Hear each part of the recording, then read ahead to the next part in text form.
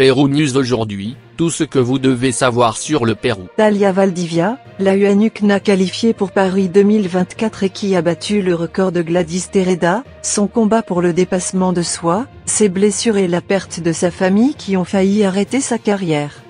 Inforbae Pérou s'est entretenu avec la marathonienne née à Loricocha, Huánuco, qui réalisera son rêve de représenter le Pérou aux prochains Jeux Olympiques, mais qui a vécu un chemin difficile jusqu'à atteindre la gloire. Thalia Valdivia est née le 27 avril 1996 dans la ville de Loricocha, Huánuco. Le 14 février, il a réalisé l'un de ses rêves les plus chers en se qualifiant pour les Jeux Olympiques de Paris 2024, en bouclant le marathon de Rotterdam en 2h25 minutes et 23 secondes, un record qui est resté dans l'histoire, puisqu'en plus de lui accorder une place dans l'épreuve olympique lui a permis de dépasser le record national, 2h2 minutes 57 secondes, détenu par Gladys Terreda depuis le marathon de Séville 2022. Mais tout n'a pas été facile pour la 7e d'une famille de 9 frères et sœurs, tous originaires de la ville de Loricocha, car elle a dû surmonter de grandes difficultés telles que des blessures et une perte familiale qui ont eu un impact sur sa carrière. Inforbae Pérou s'est entretenu avec l'athlète nationale et en a appris un peu plus sur son histoire d'amélioration. Je suis heureux et reconnaissante envers Dieu de m'avoir donné la force et aussi pour cet objectif que j'ai atteint. Maintenant, je suis en train de récupérer après le marathon, attendant calmement ce qui va arriver. J'imagine que je vais reprendre mon entraînement progressivement et éventuellement au mois de juin je courrai une courte distance d'environ 10 ou 5 km dans le cadre de ma préparation. Et à partir de là, réaliser des entraînements spécifiques, car les Jeux sont presque là. Vous vous êtes qualifié pour les Jeux Olympiques au marathon de Rotterdam, comment l'avez-vous vécu et quand avez-vous réalisé que vous vous étiez qualifié et dépassé le record ? Mon objectif principal lorsque j'ai planifié cette compétition était de trouver la note qui me qualifierait pour les Jeux Olympiques de Paris.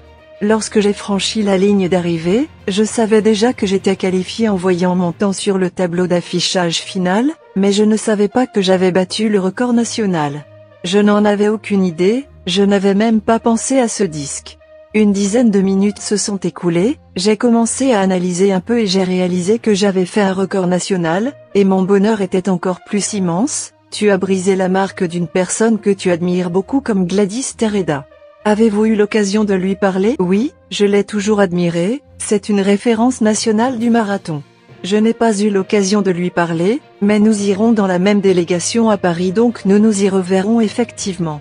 C'est comme un rêve de partager avec mes références dans cette compétition, cela me motive beaucoup d'être avec elle et de me donner à 100% dans la compétition. Quel est votre objectif pour Paris 2024? Il y a évidemment le rêve d'une médaille, mais j'imagine qu'il y a aussi la question de battre un record. Qu'est-ce qu'un bon résultat? Oui, l'objectif principal est de voir si nous pouvons battre un record. Voyons comment est le parcours, la météo, à ces dates-là. Paris est en été et il me semble qu'il fait assez chaud. Tout cela influence, mais rien n'est impossible. La seule chose que je sais c'est que je vais donner le meilleur de moi-même, je vais donner mon 100%, je vais beaucoup me préparer et nous allons voir ce qui se passe. À venir. Quels ont été vos débuts en athlétisme? Comment le sport a-t-il commencé à attirer votre attention? Je n'avais aucune idée de ce qu'était l'athlétisme, je ne connaissais pas ce sport, je n'avais vraiment aucune inclination pour aucun sport. Mon objectif a toujours été d'obtenir un diplôme universitaire, parce que mon père m'a toujours inculqué cela, il m'a dit que je devais étudier et que c'était mon objectif. Je n'aurais jamais pensé que le sport pourrait changer ma vie et m'ouvrir de nombreuses portes et opportunités. J'ai commencé ce sport quand j'avais déjà 21 ans, à partir de là j'ai commencé à grimper petit à petit. Comment avez-vous été excité ou regardé une compétition ou avez-vous été invité? La plupart du temps, j'aimais courir, mais je le faisais davantage pour ma santé, comme passe-temps, pour avoir une bonne hygiène de vie et ne pas prendre de poids, comme n'importe quel jeune. Mais je n'aurais jamais imaginé devenir un athlète de haut niveau. Je me souviens de l'époque où j'ai participé à l'une de mes premières compétitions, un 3000 organisé par le bureau du médiateur dans différentes régions du Pérou. Je suis arrivée deuxième, d'abord une autre fille de Huánuco m'a battue. C'était entre athlètes amateurs. Le prix était de 500 sols pour le premier et de 300 sols pour le second, et j'ai remporté ce prix. Cela m'a aussi motivé et c'était un plus pour me réveiller un peu. J'ai rencontré davantage de personnes dans ma région qui se consacraient également à l'athlétisme, peut-être pas professionnellement, mais qui le pratiquaient à un niveau moyen dans la région et connaissaient mieux ce monde. Ils m'ont invité à m'entraîner avec eux, mais je me souviens que je n'y suis pas allé, j'y suis allé 1 ou 2 fois par semaine, pour des raisons de temps, car nous n'étions pas d'accord sur les horaires, j'y allais seul quand je pouvais, sans problème majeur. Engagement. Mais le temps a passé et les Jeux panaméricains de Lima 2019 ont été annoncés. J'ai commencé à enquêter davantage, parce que l'actualité était en plein essor, et c'est comme ça que je me suis rapproché de l'athlétisme. Avez-vous eu des difficultés à courir vos premiers marathons? En fait oui. Premièrement, quand ça commence, c'est difficile. Mes débuts n'ont pas été faciles du tout. Maintenant, je concours avec des chaussures spéciales pour les marathons, mais au début non, je ne savais pas avec quelles chaussures courir, je me souviens que je m'entraînais avec les chaussures que je pouvais trouver sur le marché, à portée de main. Ce n'est pas que j'ai acheté des chaussures spécialement pour les coureurs, ou pour la compétition, ou spécialement pour l'entraînement, quelque chose comme ça. Je me souviens que lors de ma première course, j'avais couru avec des chaussures qui avaient un logo similaire à Tigre, mais en réalité c'était autre chose.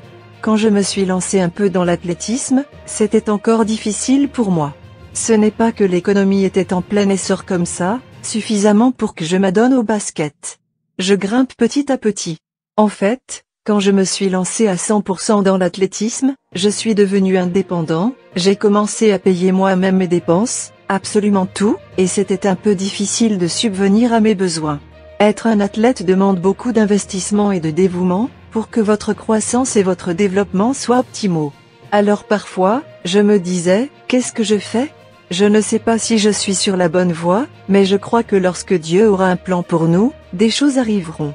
Il est vrai que Huánuco n'est pas si haut, mais pensez-vous que les conditions géographiques aident les athlètes de montagne à obtenir d'aussi bons résultats dans les compétitions internationales? Bien sûr, l'altitude vous aide à générer plus de capacité aérobie, surtout lors d'épreuves longues, comme ce marathon. Huánuco se trouve à 1900 mètres d'altitude, ce n'est pas si haut, mais il a été prouvé que ce facteur est essentiel.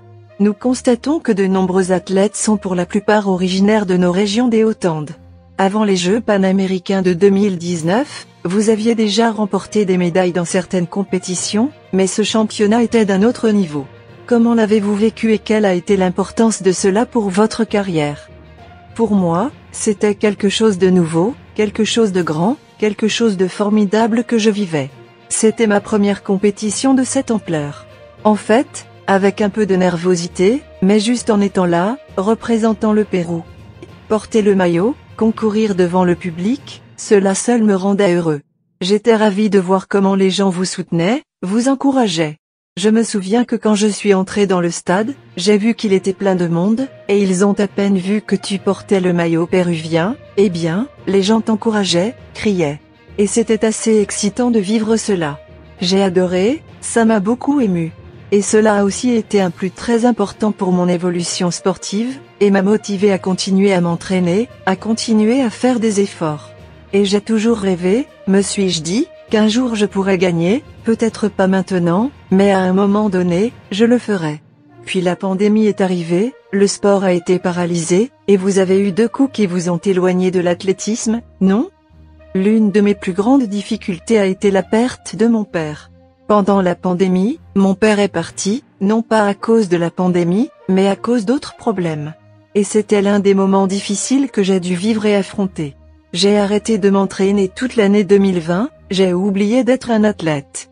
Je me suis davantage concentré sur ma famille et, d'une certaine manière, j'ai commencé à embrasser davantage, à valoriser davantage ma famille, en l'occurrence ma mère, celle qui me reste. Ces moments assez difficiles ont beaucoup affecté ma carrière, mais ensuite je m'y suis remis. À ce moment-là, il ne m'est jamais venu à l'esprit que je pourrais quitter ou abandonner l'athlétisme.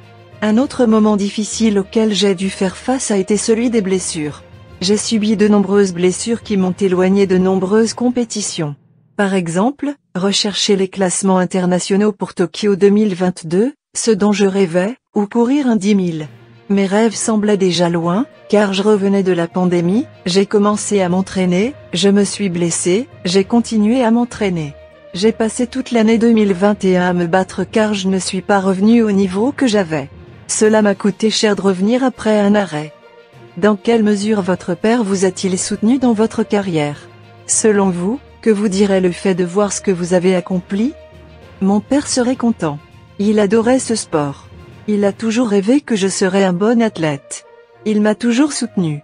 Parfois, je n'étais pas bon en compétition, mais il m'appelait et me disait que c'est du sport, que tout va bien et que la prochaine fois je le ferai. Après le départ de mon père, la première chose qui m'a manqué, c'est de terminer la compétition et de ne pas voir son appel, parce qu'il le faisait toujours. J'ai ressenti cet immense vide après son départ, mais avec le temps, on accepte ce qui s'est passé et on commence à vivre avec.